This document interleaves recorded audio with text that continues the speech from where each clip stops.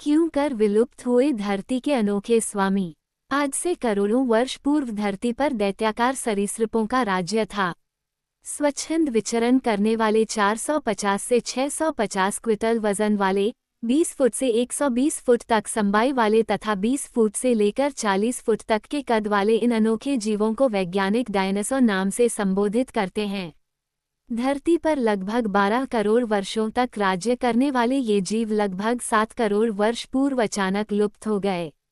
आखिर कहाँ गए ये जीव? कल्पना करें कि छुट्टी मनाने के मूड में आप किसी दिन शहर के चिल्लपों से जा निकलते हैं। किसी झील के किनारे अपना तंबू कनात गाड़ लेते हैं। शांत, सुरम्य वातावरण, पक्षियों का कलरव, कुल मिलाकर आप रीझ उठते हैं माहौल की खुशगवारी पर तभी आपकी दृष्टि जा ठहरती है पानी में उभरती किसी चीज पर, जो करीब 20 फुट तक ऊपर उठती ही चली जाती है। अरे ये तो कोई जलीय प्राणी है। अब तो उसकी गर्दन भी दिखाई देने लगी। पानी में पाई जाने वाली घासों को मजे से चुभलाता वह आपकी ही तरफ बढ़ रहा है। कौर उठाए आपका हाथ मुंह के पास पहुंचकर ठहर जाता है और बेसाख्ता आपके मुंह से चीख निकल जाती है। सब कुछ छोड़ छाड़कर आप बेसाख्ता भागने लगते हैं। वहां से जब काफी दूर पहुंच जाते हैं, तब कहीं आपकी जान में जान आती है। आप समझने की कोशिश करते हैं कि आखिर माजरा क्या है, तभी वह भीमकाय जीव अचानक पानी में डुबकी लगाकर आपकी दृष्टि से ओझल हो जाता है। आनन फानन में आप अपना सारा सामान सहेजते हैं और घर की राह लेते हैं। आप सोचते रह जाते हैं कि ऐसा अजीब जानवर कभी नहीं देखा। फिर आज इससे साबका कैसे पड़ गया? जानते हैं वह 20 फुट ऊंची गर्दन वाला जीव कौन था? वह था स्टेगोसार। हम भी अपने को खुशकिस्मत समझ लेते अगर स्टेगोसार से कभी रूबरू हो पाते। पर हम सभी इस मामले में बदकिस्मत ही हैं कि कभी हमें इस विचित्र जीव के दर्शन न हो सकेंगे, क्योंकि ये जीव अब समय की पकड़ से बाहर हैं। करोड़ों वर्ष पहले स्टेगोसार और उसके भाई बंध प्रस्तरीभूत हो चुके हैं। आज कहीं कहीं अवशेष रूप में उनकी हड्डियां अवश्य मिलती हैं। वैज्ञानिकों ने सदाई में मिले इन्हीं अवशेषों के आधार पर ढांचे खड़े करके उनके प्रतिरूप तैयार किए। फिर तो जो रूप प्रतिरूप सामने आए वे बड़े विचित्र और आकर्षक पर बहुत ही भयानक निकले। आपको जानकर आश्चर्य होगा कि एक समय मानव की सृष्टि से पहले धरती पर दैत्याकार सरीसृपों का एक छत्र राज्य था।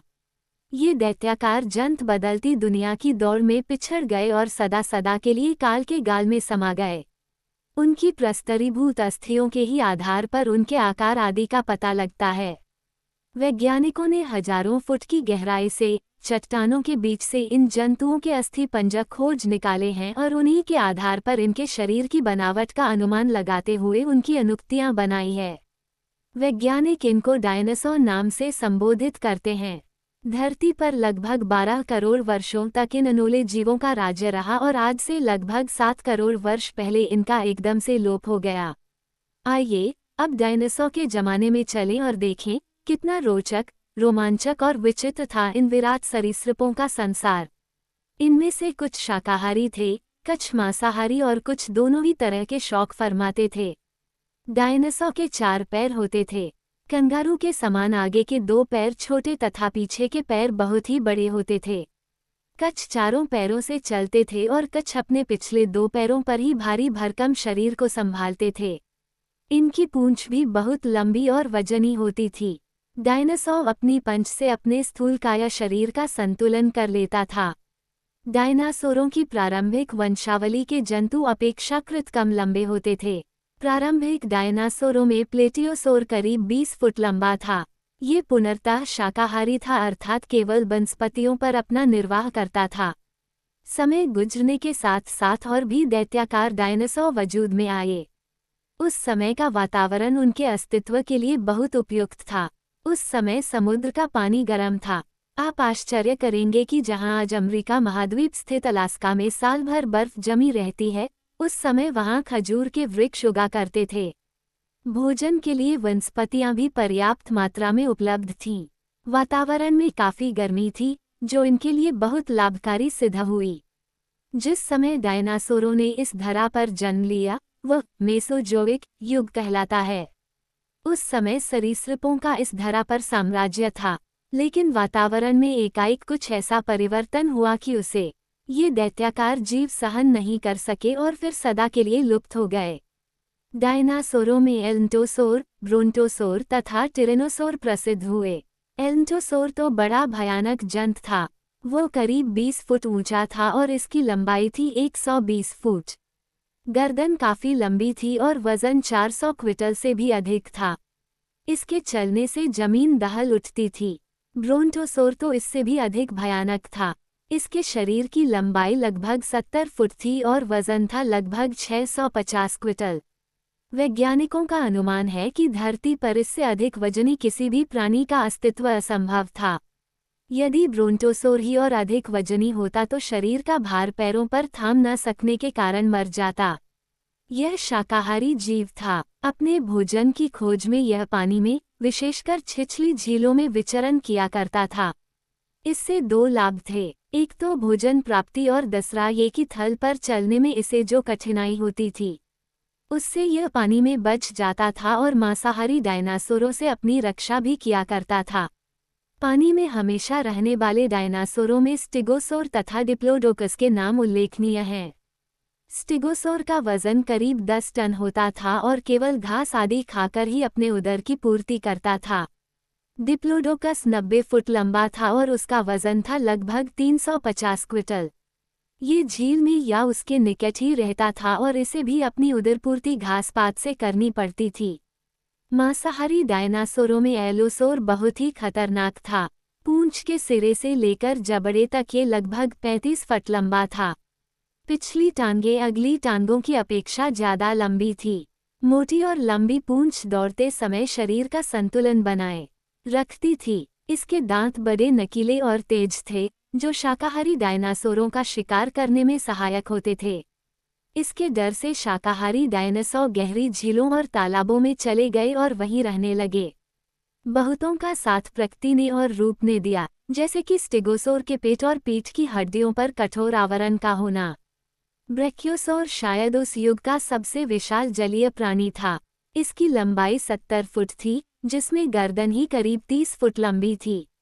पानी में डूबा रहने पर भी यह अपनी गर्दन बाहर निकाले रह सकता था।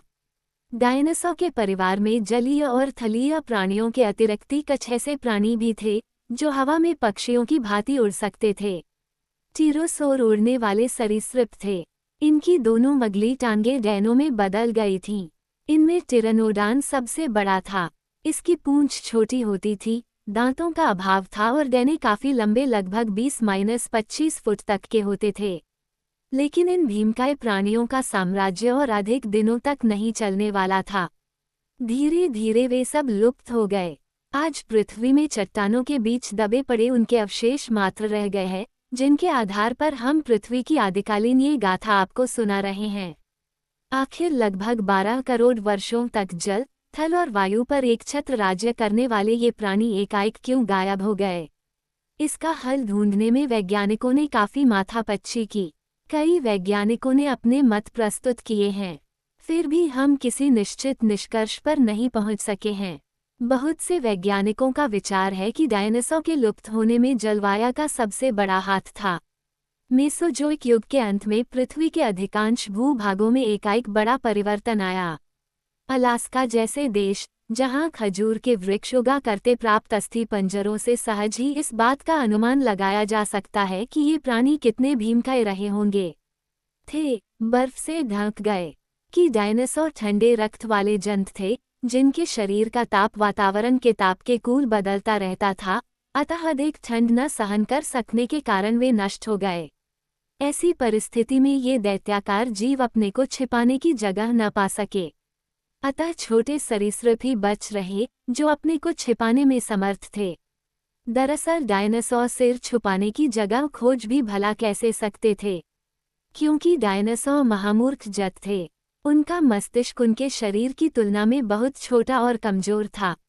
डायनासोर का शरीर उसके मस्तिष्क से लगभग 25.000 गुना भारी था। कुछ वैज्ञानिकों का ये भी विचार है कि उस समय जिन स्तनपायी जीवों का आविर्भाव हुआ वे इनके अंडों को खाने लगे, फलतः डायनासोर लुप्त हो गए। इन महाजीवों की सामूहिक विनाश की पहेली हल करने वाले विज्ञानी खाद्याभाव, जलवायु परिवर्तन, शक्तिशाली और हिंस्र जीवों का उद्भव तथा ज्वालामुखीय विस्फोटों आदि को कारण मानते हैं। लगभग उसी कालखंड में डायनासोर विलुप्त हुए जब भारत भूमि में ज्वालामुखीय विस्फोट हुए। इस बात की पुष्टि ऐतिहासिक और वैज्ञानिक तौर पर हो चुकी है। पर प्रश्न यह उठता है कि न सिर्फ भारत भूमि के डायनासोर उसी कालखंड में विलुप्त हुए, बल्कि अफ्रीका, अमेरिका, रूस और फ्रांस सभी भागों से एकाएक क्यों लुप्त हो गए। उल्काओं के टूटने और डायनासोर की विलुप्त का तालमेल कुछ वैज्ञानिक भिड़ाते हैं।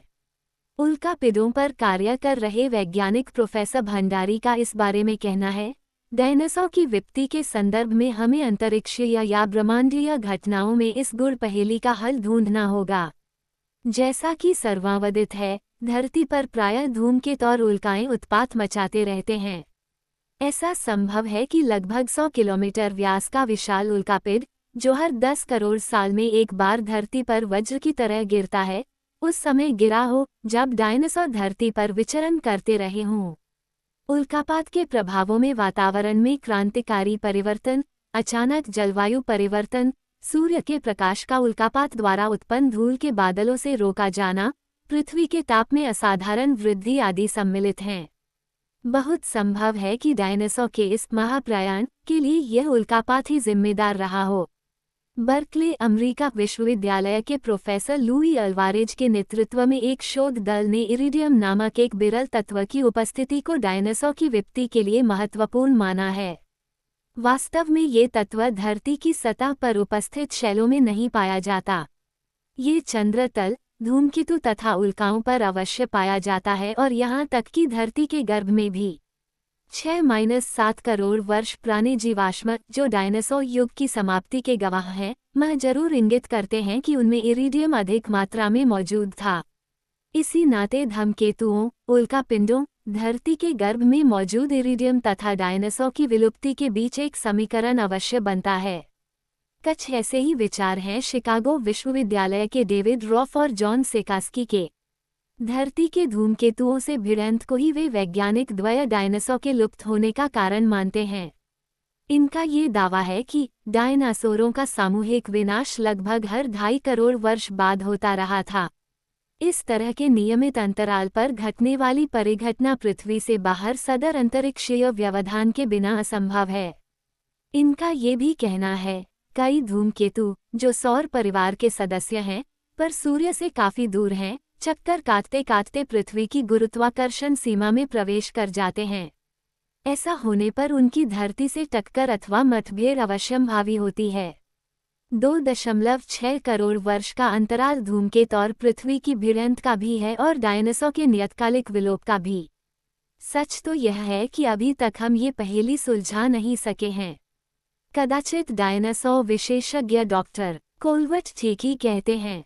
अपनी पुस्तक द एज ऑफ रेप्टाइल्स यानी सरीसृपों का युग में वो लिखते हैं, एक ही समय में विश्व के सभी भागों में पाए जाने वाले सभी प्रकार के बड़े और छोटे डायनासोर विलुप्त हो। संभवतः इन जंतुओं के सुप्त होने कारण इनका महामूर्ख होना यह एक जटिल और पृथ्वी के इतिहास में बड़ी गंभीर दुर्घटना थी।